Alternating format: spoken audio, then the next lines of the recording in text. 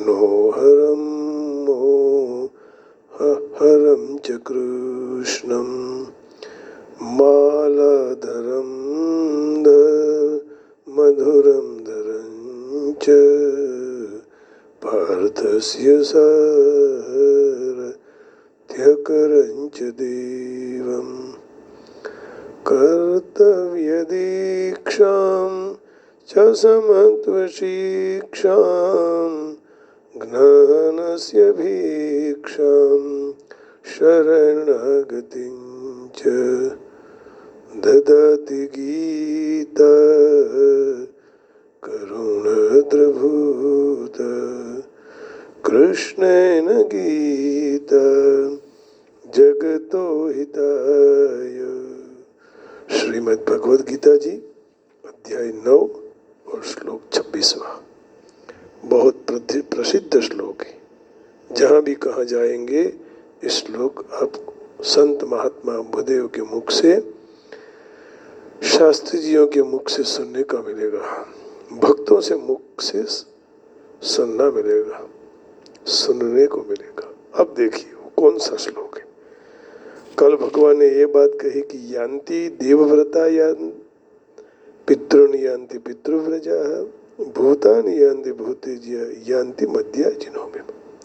सकाम भाव से देवताओं का पूजन करने वाले देवताओं को प्राप्त होते हैं, पितरों का पूजन करने वाले पितृलोक को प्राप्त करते हैं, और भूत आदि लोगों को पूजन करने वाले भूत प्रेत को प्राप्त होते हैं। लेकिन जो मेरा पूजन करते हैं वो मुझे प्राप्त हो जाए। अब देखिए, भगवान देवताओं के पूजन में तो कई भी सामग्री चाहिए, उसमें नियम चाहिए, अनुष्ठान में जब तब सब विधि की आवश्यकता होती है। और आपके पूजन में तो कोई कठिनता है? भगवान बोले नहीं, कोई कठिनता नहीं, कोई विधि नहीं, कोई सामग्री नहीं, कोई अनुष्ठान नहीं, कोई नियम नहीं। जब भी मुख में आवे भगवान का नाम ले लो। मुख से बोल जब मानव तू, मुख से बोल राधे श्याम सीताराम बोल, सीताराम बोल, सीताराम बोल। कभी भी जब भी विचार आवे ये तमे त्रण वात राखजो याद, उठता बेसता सुता लेजो हरिनो नाम। ये तमे त्रण वात राखजो याद। सुबह में उठते समय कराग्रे वसते लक्ष्मी, कर मूले सरस्वती, कर मध्येत गोविंद, प्रभाते कर दर्शनम। और दोपहर में भोजन के समय अहम वैश्वानरो भूत्वा प्राणिनां देहमाश्रितः प्राणापान समायुक्तः पचाम्यन्नं चतुर्विधम। शाम को सोते समय जब आप अपने पथारी में चले जाओ तब कृष्णाय वासुदेवाय हरे परमात्मने प्रणत क्लेश नाशाय गोविंदाय नमः। ये त्रिकाल संध्या भी हो जाए ना तो भी भगवान प्रसन्न हो जाते हैं। आइए भगवान क्या कहते हैं कि मुझे पत्रम पुष्पम फलम तोयम यो मे भक्त्या प्रयच्छति तदहं भक्त्य परुतम अश्नामि प्रयतात्मना।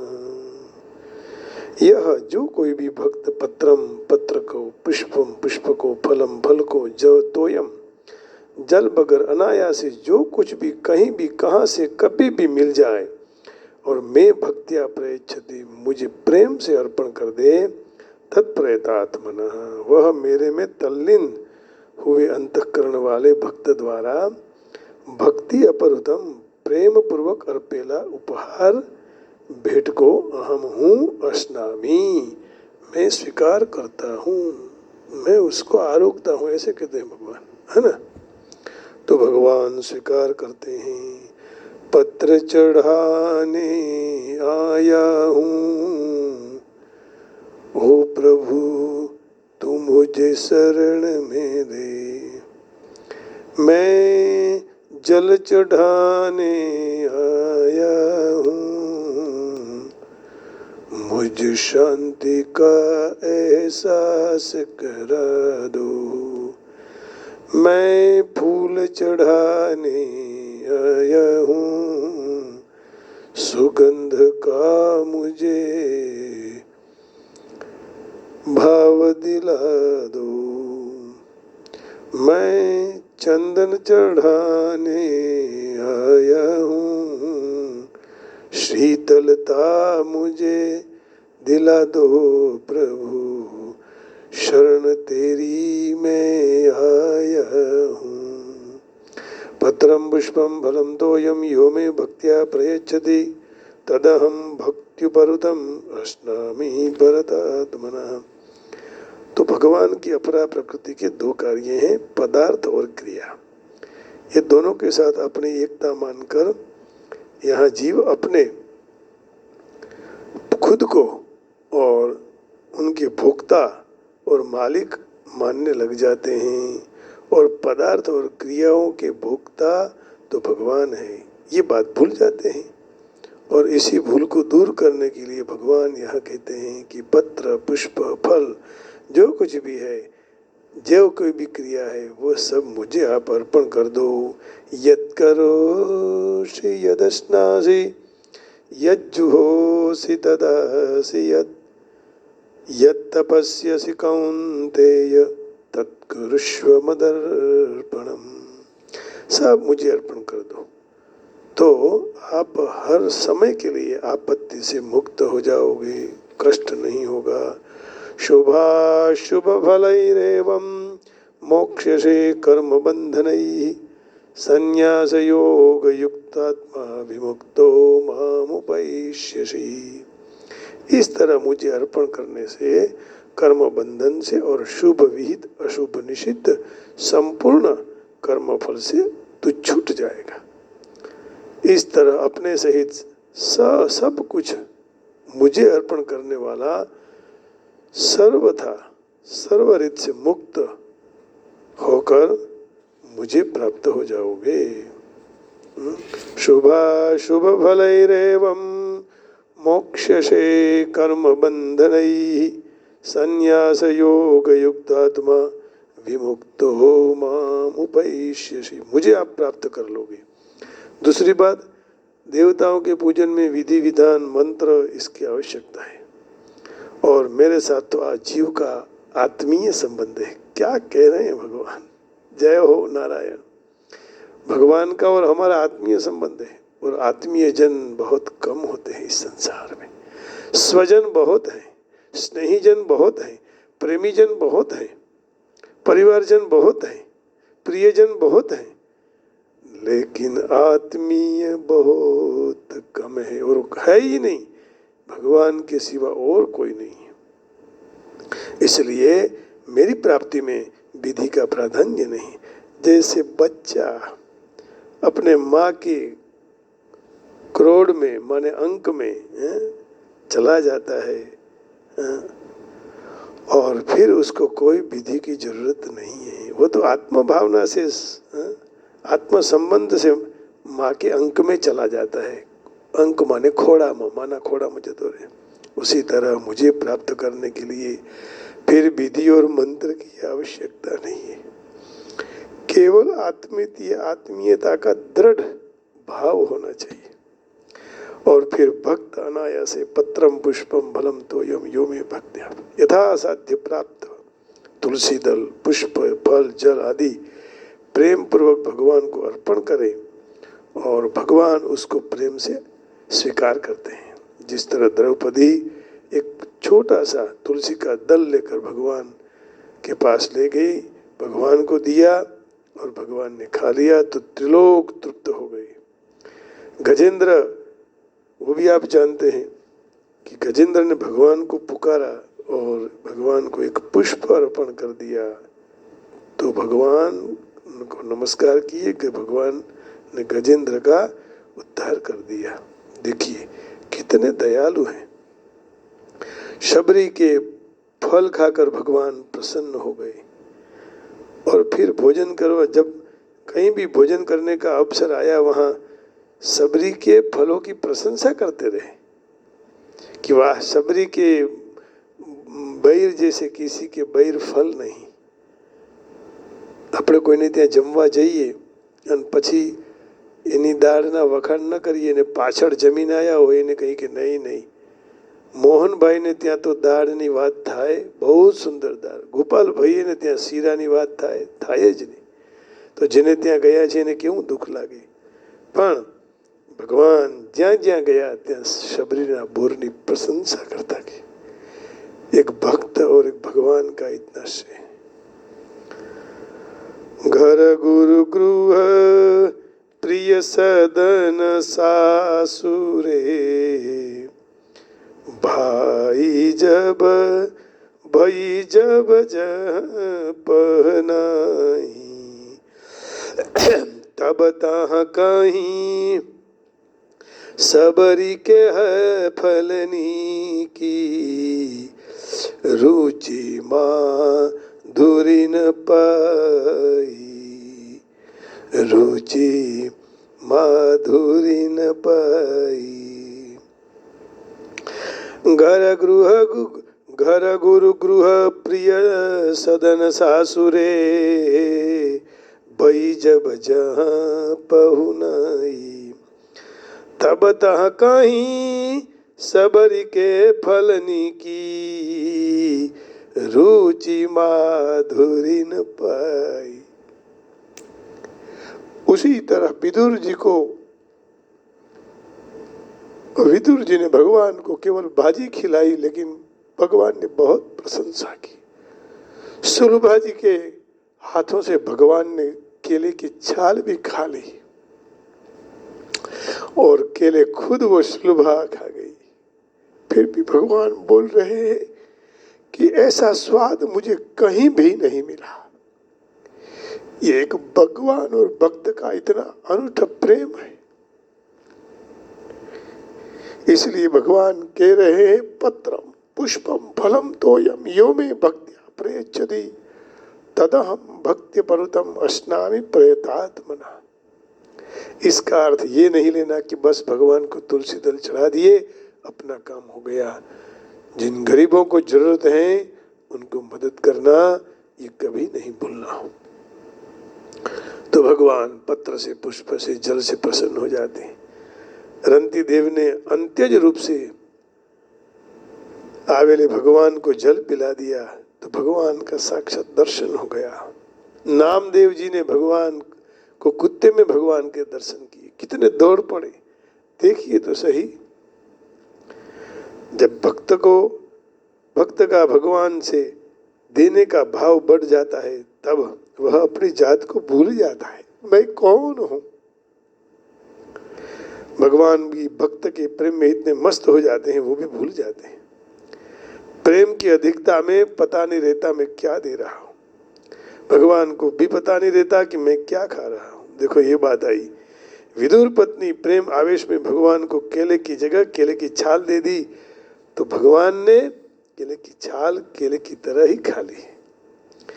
तत्ववेत्ता तिहु लोक में भोजन कियो अपार, एक शबरी एक विदुर घर रुच पायो दो बार।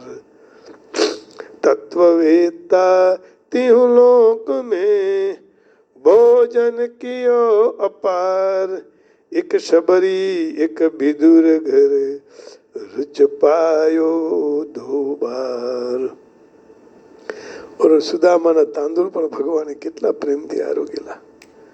તદહમ भक्ति अपरुतम अस्नामी, भक्ति अपरुतम, भक्त के द्वारा प्रेम पूर्वक दिए हुए उपहार को भगवान प्रेम पूर्वक आपવામાં આવેલા ઉપહારનો भगवान स्वीकार नहीं करते, खा भी लेते हैं। ऐसा कहा अस्नामी, जिस तरह पुष्प सूंघने की चीजें है परंतु भगवान ये नहीं जो सोचते कि ये खाने की चीज नहीं है, खा लेते हैं, आत्मसात हो जाते हैं, अपने में वह उसको ले लेते हैं, माने उसमें मिला देते हैं। इससे सिद्ध हुआ भक्त को आपने देने का भाव और भगवान को लेने का भाव हो जाता है। भक्त में भगवान को खिलाने का भाव आवे तो भगवान को भूख लग जाती है।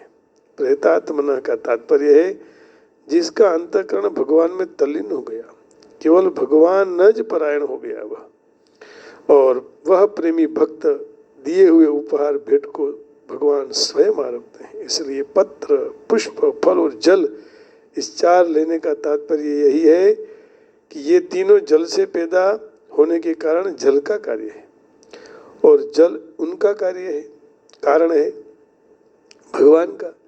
इसलिए पत्र पुष्प कार्य कारण रूप सारे पदार्थों के उपलक्षण है ना। पत्र पुष्प फल ત્રણ જળ થી, और જળ એમનું કારણ છે, એટલા માટે અહીંયા કાર્ય કારણ રૂપ બધા જ પદાर्थों उपलक्षण આવી ગયા। सारे पदार्थ भगवान को अर्पण करना चाहिए। इस श्लोक में भक्त्या और भक्त्य पर्वतम, यह इसमें भक्ति शब्द 2 बार आ गया। भक्त्या पद से भक्त को भक्ति पूर्वक देना है, ऐसा भाव है, और भक्ति पर्वतम पद से भक्ति पूर्वक दी हुई वस्तु का विशेषण है। तात्पर्य ये हुआ कि भक्ति पूर्वक देने से वस्तु भक्ति के रूप के प्रेम रूप हो जाती है, तो भगवान उसको आत्मसात कर लेते हैं, अपने में मिला देते हैं, मर्ज कर देते हैं, ऐसा कहते हैं ना, क्योंकि वे प्रेम के भूखे हुए हैं। विदुर घर पाजी खाई, सबसे ऊंची प्रेम सगाई, सबसे ऊंची प्रेम सगाई, सबसे ऊंची प्रेम सगाई। इस जगत में सबसे ऊंची प्रेम सगाई है, और कुछ नहीं है। देखिए, सुनेंगे आप। दुर्योधन को मेवा त्याग्यो, साग विदुर घर खाई, सबसे ऊंची प्रेम सगाई। प्रेम के बस नृप सेवा किन्ही, आप बने हरिनाई, सबसे ऊंची प्रेम सगाई, सबसे ऊंची प्रेम सगाई। राजसु यज्ञ युधिष्ठिर किन्हा, तामे झूठ इठाई, झूठे फल सबरी के खाए, बहुविधि प्रेम लगाई। प्रेम के बस अर्जुन रथ क्यों, प्रेम के बस अर्जुन रथ क्यों, भूल गए ठकुराई, सबसे ऊंची प्रेम सगाई। ऐसी प्रीति बढ़ी वृंदावन, गोपियन नाच नचाई। ऐसी प्रीति बढ़ी वृंदावन, गोपियन नाच नचाई। सूर क्रूर इस लायक नाही, सूर क्रूर इस लायक नहीं। सूरदास जी कह रहे मैं इसके लायक नहीं हूं। अब सूर इतने परम भक्त हो गए जो सूरदास थे, लेकिन भगवान के दर्शन कर रहे थे अंतःचक्षु से, वो ऐसा कह रहे हैं। तो अपने जैसे सामान्य मनुष्य की तो क्या कथा कहें। कहाँ लगी करो बढ़ाई, सबसे ऊंची प्रेम सगाई, सबसे ऊंची प्रेम सगाई। तो भगवान प्रेम के भूखे हैं। इस श्लोक में पदार्थों का प्राधान्य नहीं, भक्त के भाव का प्राधान्य। भगवान भाव के भूखे हैं, पदार्थ के नहीं। और इसी से अर्पण करने का भाव मुख्य भक्तिपूर्ण होना चाहिए। जैसे कोई अत्यधिक गुरु भक्त शिष्य हो तो गुरु की सेवा में जितना समय वस्तु क्रिया का उपयोग होता है उसको आनंद आता है, प्रसन्नता बढ़ती है। उसी तरह समय वस्तु और क्रिया को पति की सेवा में उपयोग होने से पतिव्रता स्त्री को बहुत आनंद आता है। पति की सेवा में उसको अपने जीवन के और वस्तु की सफलता दिखाई देती है। उसी तरह भक्त को भगवान प्रति जब भाव हो जाता है, चाहे वस्तु चाहे छोटी हो या बड़ी, साधारण हो या कीमती, लेकिन भगवान को अर्पण करने में भक्त को आनंद आ जाता है। तो वस्तु मात्र से मुझे भगवान ने सेवा पूजा का अवसर दे दिया, यह मेरे ऊपर भगवान की विशेष कृपा हो गई। यह कृपा देखकर वह भक्त प्रसन्न होता है। भावपूर्वक भोग धरा हुआ भगवान अवश्य स्वीकार करते हैं, भले वे दिखाई न दे। इस विषय में आचार्य कहते हैं कि हमारे मंदिर में दीपावली से होली तक अर्थात सर्दी के दिवसों में ठाकुर जी को पिस्ता, बादाम, अखरोट, काजू, चारोड़ी ये सब हम धरते थे, परंतु जब ये बहुत महंगा हो गया तो हम रात को मूंगफली का भोग लगाने का शुरू कर दिया। तब से माने, रात को नहीं, तब से। एक दिवस रात को ठाकुर जी स्वप्न में कहा, अरे दोस्त, क्या तू हमें मगफड़ी खवड़ावीस? वाह, क्या बात है! अरे भक्त मित्र, अब केवल मूंगफली ही खिलाओगे? ये दिवस थे, फिर से भगवान को मेवा का भोग धरने का शुरू किया।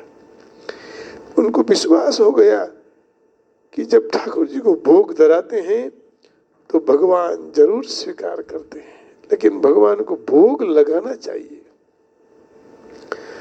भोग धराने से वस्तुओं का भगवान स्वीकार करते हैं, वस्तुओं में विलक्षणता आ जाती है, अर्थात वे उन वस्तुओं का स्वाद बढ़ जाता है, उसमें सुगंध आने लगती है।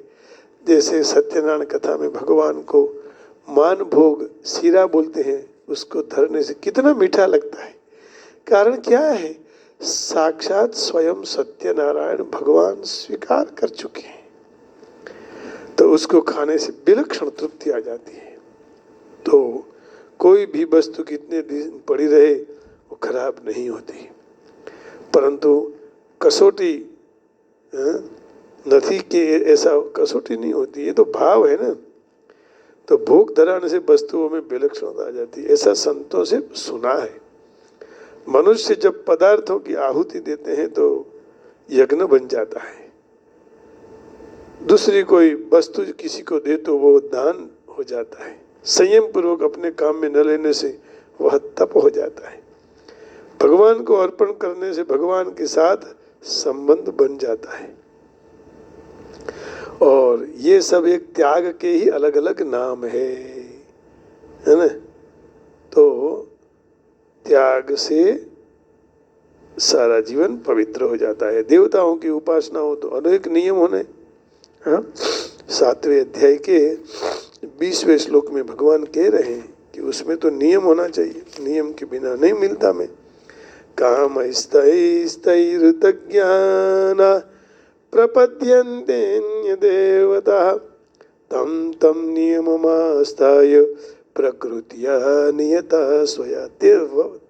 वे कामनाओं के साथ जिनका ज्ञान हरा जा चुका है, ऐसे मनुष्य अपनी अपनी प्रकृति अर्थात स्वभाव से प्रेरित होकर वे देवताओं के नियम को धारण करके अन्य देवताओं के शरण में चले जाते हैं। प्रकृतिया नियता स्वया। लेकिन भगवान की उपासना में प्रेम की, आत्मीयता, अपनेपन की प्रधानता है, विधि की नहीं। भक्त्या प्रयच्छति, भक्त्य परोतम, भक्ति अपरोतम। जैसे कोई बालक समझता नहीं है, अपने हाथ में आवे तो मुख में डाल देता है, उसी तरह बहुत सयाने भोले भक्त भगवान को अर्पण कर देते हैं और वह भगवान भोले होकर खा लेते हैं। ये यथा माम प्रपद्यन्ते तांस्तथैव भजाम्यहम्। 4थे अध्याय का 11वां श्लोक। ये यथा माम प्रपद्यन्ते तांस्तथैव भजाम्यहम् मम वर्तमानुवर्तन्ते मनुष्याः पार्थ सर्वशः। हे प्रधानंदन, जो भक्त मेरा भाव से शरण ले लेता है मैं उनको उसी भाव से आश्रय दे देता हूँ और सब मनुष्य इसी तरह से मेरे मार्ग का अनुसरण करते हैं। ये यथा माम प्रपद्यन्ते तांस्तथैव भजाम्यहम् मम वर्तमानुवर्तन्ते मनुष्य पार्थ सर्वशः। विदुर जी की पत्नी ने छाल दी तो भगवान उसको भी खा गए। ये भी चौथे अध्याय का 11वां श्लोक कह गया। भक्त्या प्रयच्छति, इसका मतलब ये हुआ कि भक्त वस्तु को प्रेम पूर्वक भगवान को अर्पण करे, कोई कामना पूर्वक नहीं। देवताओं की उपासना में तो केवल वस्तु विशेष की आवश्यकता होती है, परंतु भगवान की उपासना में वस्तु विशेष की आवश्यकता नहीं है, परंतु प्रेम की आवश्यकता है। बस उसी नारायण से निरंतर प्रेम होना चाहिए। जब प्रेम करेंगे तो फिर कोई वेम नहीं रहेगा और शाश्वत सुख के लिए, आनंदमय धाम प्राप्त करने के लिए केवल कृष्ण परायण होना जरूरी है। बस ये अनिवार्य है, इसका उत्कृष्ट परिणाम मिलता है। निर्धन मनुष्य भी भगवान को प्राप्त करने के लिए लायक है, उसको प्रयास करना चाहिए। शुद्ध भक्त होना है बस, दूसरा कुछ नहीं। उसके पास कोई चीज है या नहीं, प्रेम पूर्वक वह पत्ता या जल, फल, फूल कुछ भी चढ़ा दे, कोई प्रतिबंध नहीं है। कृष्ण परायण, और ये तो सब जगह सार्वत्रिक मिल जाता है। तो आनंदमय जीवन के लिए मनुष्य को प्रेम करना चाहिए। बस प्रेममय भक्ति, अभक्त नहीं होना है। और भगवान भक्त का किया हुआ, प्रेम से स्नेह से दिया हुआ कोई भी पदार्थ हो, भगवान स्वयं स्वीकार कर लेते हैं। भगवान कृष्ण को प्राप्त करने के लिए एक ही मार्ग है, भक्तिमय हो जाओ बस, दूसरा कोई नहीं। ब्राह्मण होने से, विद्वान पंडित होने से, श्रीमंत होने से, विचारक होने से, अन्य कोई भी स्थिति, कृष्ण को कोई भी प्रकार की भेंट देने से भगवान नहीं मिल सकते हैं। भक्ति के मूल की सिद्धांत यही है, भक्ति। और भक्ति कदापि काम चलाओ नहीं, आज की दो, ऐसा नहीं, ये सनातन है। जन्म जन्मांतर तक भगवान की भक्ति करनी चाहिए। तो भगवान एकमात्र भुक्ता हैं, आद्य पुरुष हैं। यज्ञ को समर्पण करने के समय सच्चे हृदय से अर्पण कर दो और वो वहाँ तक मनुष्य शुद्ध हो गया तो भगवान को प्रेम करते करते जीवन के उद्देश्य तक पहुँच जाएगा। भगवत भक्ति ही उसका कारण है। कृष्ण को प्रेम करने वाले व्यक्ति उनकी इच्छित वस्तु अर्पण करेंगे तो परमात्मा प्रसन्न होंगे। यदि वस्तु नहीं है और फिर भी आप अर्पण करोगे तो भी प्रसन्न हो जाएंगे। लेकिन इसका अर्थ ये नहीं कि कृष्ण को मांस, मछली और अंडे अर्पण कर दो। कई लोग क्या करते हैं, दारू में गंगा जल मिला के दारू पीने लगते हैं, बोले मैंने तो गंगा जल पिया। नहीं नहीं, ऐसा, ये सब कुबुद्धि है, दुर्बुद्धि है। तो भगवान कहते हैं कि कुछ भी अर्पण कर दो, मैं उसका स्वीकार कर दूं। इसका कारण है, आप वेजिटेबल्स लाओ, फल लाओ, फूल लाओ, दूध लेते आओ, जल लेके आओ, कुछ भी भगवान को अर्पण कर दो। भगवान बोलते हैं मैं स्वीकार कर लूंगा, क्योंकि प्रेम भक्ति लक्षण है। यज्ञ की जो बची हुई प्रसादी है वह भी शुद्ध है। यदि कोई भी मनुष्य भवबंधन से मुक्त होने की इच्छा करता है तो उसका आहार भी ठीक होना चाहिए। युक्ताहार विहारस्य युक्तश्चेष्टस्य कर्मसु युक्तस्वप्नावबोधस्य योगो भवति दुःखः। जहाँ तहाँ जैसे तैसे जो मिला खा लिया, ये भी ठीक नहीं है, वो केवल पाप का भक्षण करता है। लेकिन अच्छी चीज़ें जो हैं, वेजिटेबल्स आदि, फल फ्रूट आदि, वो भगवान को अर्पण करे तो अपने पाप का नष्ट हो जाता है ना। तो भगवान को सादा सीधा शाकाहारी भोजन अर्पण करके विनम्र भाव से प्रार्थना करनी चाहिए। और जब अपना शरीर शुद्ध होता है तो मस्तिष्क में श्रेष्ठ सूक्ष्म तंतुओं का निर्माण होता है, जिससे चिंतन सिद्ध हो जाएगा। फिर बाद में कृष्ण को कोई भोजन की जरूरत नहीं है, वो अपने मालिक हैं। भक्त केवल उनको, भक्त को प्रसन्न करने के लिए वो भेंट स्वीकार करते हैं। तो मायावादी चिंतक को इस श्लोक का अर्थ नहीं समझ सकेंगे, क्योंकि उनके मत में तो परम सत्य, कई लोग ये भी क्वेश्चन करते हैं, तर्क करते हैं कि ये सब भगवान ने तो बनाया है, और भगवान ने बनाया वो सब खाने का है, लेकिन उसमें जीवात्मा है, उसको मार के कैसे खा पाओगे? ये सर्वथा गलत है। इंद्रिय के कार्य करते हैं, भगवान को इंद्रिय सौंप दो, क्योंकि कृष्ण परब्रह्म है। और भगवान ने कहा कि भाई सारे प्रकृति के गर्भ में जीवों को मैं स्थापना मैं करता हूँ। बीजम माम सर्वभूतानाम तस्मिन गर्भम ददाम्यहम, ये भी भगवान ने कहा। तो यहाँ कृष्ण को भोजन, भक्तों को प्रेम भरे वचन सुनना, कृष्ण का भोजन करना, इस स्वाद लेने के बराबर ही है। तो यहाँ इसलिए यहाँ भार रखा कि भोजन ठीक होना चाहिए। एम के जे કે ભગવાન પોતાની પરમ પૂર્ણ સ્થિતિને કારણે ભક્તની વિનંતી સાંભળે એ તેમણે ભોજન તથા સ્વાદ ગ્રહણ કર્યા સમાન જ. આપણી કોઈ વાત સાંભળીને ભગવાન આપણને આપણું કામ કરી દે તો સમજવાનું એ ભગવાને ભોજન કર્યું, સ્વાદ લીધો.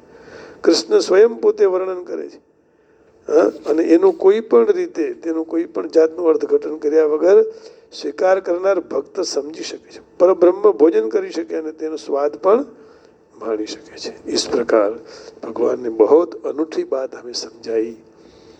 जीवन में ये कभी कभी मिलता है. तो 18वां श्लोक का हमने कर दिया था, 19वां श्लोक बाकी था इंग्लिश में. O Arjun, I give heat and I withhold and send forth the rain. I am immortality and I am also death. Personified feed, both spirit and matter are in me. 20वें श्लोक का अर्थ है, those who study the Vedas and drink the Soma juice, seeking the heavenly planets, worship me indirectly, purified of sinful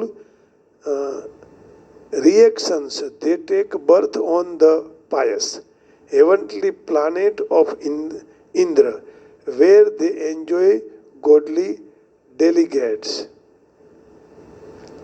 When they have thus enjoyed vast heavenly scenes, pleasure and the results of their pious activities are exhausted, they return to this mortal planet again. Thus those who seek sins enjoyment by adhering to the principles of the three Vedas achieve only repeated birth and death. But those who always worship me with exclusive devotion, meditating on my transcendental form, to them I carry what they lack, and I preserve what they have. Those who are devotees of other gods and who worship them with faith actually worship only me, O son of Kunti, but they do so in wrong way. I am the only enjoyer and master of all sacrifices. Therefore those who do not organize my true transcendental nature fall down. Those who worship the demigods will take birth among the demigods. Those who worship the ancestors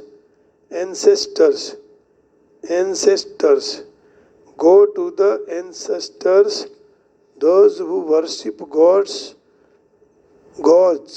spirits will take with among such beings, and those who worship me will live with me.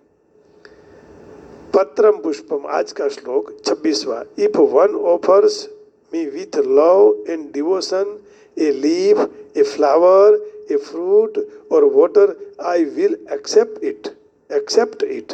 भगवान कहे कुछ भी मुझे दे दो. If one offers me with love and devotion a leaf, a flower, a fruit of water, I will accept it. भगवान को जो कुछ भी दे दो वो स्वीकार कर लेते हैं. लेकिन इसकी स्पष्टता की कि कुछ भी नहीं चढ़ाना है, जो सात्विक चीजें हैं वो भगवान को अर्पण करनी है, बाकी इसका उल्टा अर्थ नहीं लेना। तो गीता जी का स्वाध्याय से क्या होता है, अपना जीवन की घटना, स्वाध्याय दृष्टि विधायक आप तो रे, स्वाध्याय जीवन ने घड़नार, स्वाध्याय जीवन ने घड़नार, स्वाध्याय सुख दुख मा सम राख तो रे, दाखवे वेदव सकल नो सार, स्वाध्याय जीवन ने घड़नार, स्वाध्याय ज्ञानी में भाव वधार तो रे, स्वाध्याय भक्ति में तेज पूरनार, धर्म ना छुपा रहस्य समझाव तो रे, ये झूठा वह मोने तोड़नार, स्वाध्याय दृष्टि विधायक आप तो रे, स्वाध्याय जीवन शरण शिखड़ाव तो रे, खोटा दंभ ने दूर करनार, स्वाध्याय भीति मरण टाड़ तो रे, मृत्यु ने मंगल स्वरूप देनार, स्वाध्याय दृष्टि विधायक आप तो रे, स्वाध्याय भीति मरण टाड़ तो रे, मृत्यु ने मंगल स्वरूप देनार, स्वाध्याय आत्मनिरीक्षण प्रेर तो रे, ये स्वाध्याय ईश साथे जोड़नार रे, स्वाध्याय दृष्टि विधायक आप तो रे, स्वाध्याय जीवन ने घड़नार, हे जी स्वाध्याय जीवन ने घड़नार, स्वाध्याय सुख दुख मा सम राख तो रे, स्वाध्याय दृष्टि विधायक आप तो रे। आइए इस अंतिम भजन रोज गाते हैं वो एक थोड़ा गा लेंगे। गर्व कियो आ गया बोलूमा शू पूछो छो मुझने के हूँ शू करूँ छू मने ज्या गमे त्या हरू छू फरू छू। शू पूछो छो मुझने के हूँ शू करूँ छू मने ज्या गमे त्या हरू छू फरू छू। न जाऊं कुमार गे कदापि विचारी ने पगला भरूं छू मने ज्या गमे त्या हरू छू भरूं छू। करे कोई लाखो बुराई चिताऊं करे कोई लाखो बुराई चिताऊं बुराई ने बदले भलाई करूं छू मने जग में त्या हरू छू भरूं छू। नथी बीक कोई नी मने आ जगत मां नथी बीक कोई नी मने आ जगत मां फक्त एक मारा प्रभु थी डरूं छू मने ज्या गमे त्या हरू छू भरूं छू। जे साचું કરમ છે ભક્ત સતારનું કવિ જ્ઞાનીઓને શરણે ધરું છું મને જ્યાં ગમે ત્યાં હરું છું ભરું છું। શું પૂછો છો મુજને કે હું શું કરું છું મને જ્યાં ગમે ત્યાં મને જ્યાં ગમે ત્યાં હરું છું ફરું છું મને જ્યાં ગમે ત્યાં હરું છું ભરું છું। रघुपति राघव राजा राम पतित पावन सीताराम। रघुपति राघव राजा राम पतित पावन सीताराम सीताराम सीताराम भज प्यारे तू सीताराम सीताराम सीताराम भज प्यारे तू सीताराम सीताराम जय सीताराम सीताराम जय सीताराम सीताराम जय सीताराम सीताराम जय सीताराम राधे श्याम जय राधे श्याम राधे श्याम जय राधे श्याम राधे श्याम जय राधे श्याम राधे श्याम जय राधे श्याम हनुमान जी ना प्यारा राम लक्ष्मण जी ना बंधु राम श्री राम जय जय जय राम हे राम जय जय राम रात्रे निद्रा दिवसे काम चारे भजसु सीताराम श्री राम जय जय राम हे राम जय राम श्री राम जय जय राम हे राम जय जय राम दशरथ नंद तारे राम सीता के पति श्री भगवान श्री राम जय राम श्री राम जय राम भक्तों के प्रभु दयालु राम कृष्ण के प्रभु स्नेही राम श्री राम जय राम श्री राम जय राम बोलिए रामचंद्र भगवान की जय कृष्ण कन्हैया लाल की जय आज के आनंद की जय। आप सबके हृदय में बैठे हुए परमात्मा को प्रणाम करके वाणी को विराम देता हूँ। जय योगेश्वर, राधे राधे, जय श्री राम, जय गिरनारी, ओम नमो नारायण।